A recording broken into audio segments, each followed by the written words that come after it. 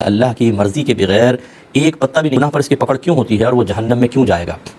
دیکھیں، یہ دونوں چیزیں آپ نے اصل میں آپس میں مد مقابل لا کر یہ سوچا کہ شاید دونوں ایک ہی مفہوم کی ہیں، حالانکہ دونوں کا مفہوم علیحدہ علیحدہ ہے، یعنی ان میں آپس میں تقابل ہے ہی نہیں۔ جب ہم یہ کہتے ہیں کہ اللہ کی مرضی کے بغیر کوئی پتہ بھی نہیں ہل سکتا، تو صرف اس کی قدرت کاملہ کی طرف اشارہ کرنا مقصود ہوتا ہے کہ اگر اللہ تعالیٰ چاہے تو کوئی ہل نہیں سکتا، اگر اللہ چاہے کوئی بندہ گناہ نہیں کر سکتا، اللہ چاہے کوئی بندہ ہاتھ بھی نہیں اٹھا سکتا، اس کا ہاتھ وہیں پر جم جائے، یہ اس کی قدرت کاملہ کا اظہار ہے اور اس کا اقرار ہے۔ اور ایک ہوتا ہے کہ اللہ تعالیٰ نے اس تمام تر قدرت کے باوجود انسانوں کو ایک امتحان میں مبتلا رکھنے کا ارادہ فرمایا، اس کے لیے اسے پازیٹیو چیزوں کے اسباب بھی دے دیے، یعنی ہدایت کے اسباب بھی عطا فرمائے اور گمراہی کے اسباب بھی پیدا کر دیے، اور اس کو عقل عطا فرمائی اور ایک تھوڑا بہت قدرت و اختیار دیا کہ وہ اپنے قدرت و اختیار سے ہدایت کو اختیار کر لے یا گمراہی کو۔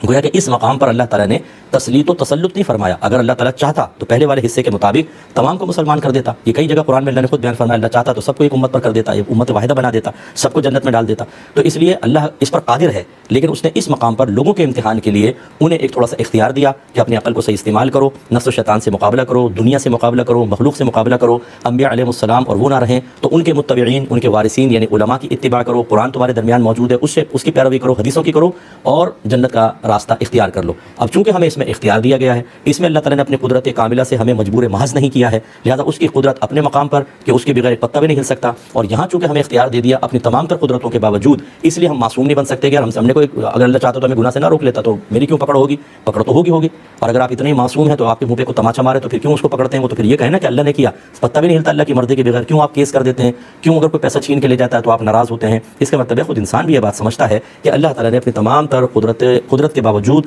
اپنی طاقت کے باوجود بندوں کو بھی تھوڑا سا اختیار دیا ہے، اسی میں ان کا امتحان ہے، ٹھیک ہے؟ تو جب امتحان میں مبتلا کیا تو اپنی قدرت کی وجہ سے کسی کو مجبور نہیں کر دیا، اور امتحان ہٹا لیں پھر وہی بات ہے کہ اللہ کی مرضی کے بغیر ایک ذرہ بھی اڑ کر وہاں پہ نہیں جا سکتا، چاہے آپ کئی ہزار میل فی گھنٹے کی رفتار سے ہوا چلا دیں، ذرہ اپنے مقام پہ ٹک کر رہے گا، کیونکہ اللہ تعالیٰ کی طاقت و قدرت کے تحت ہے۔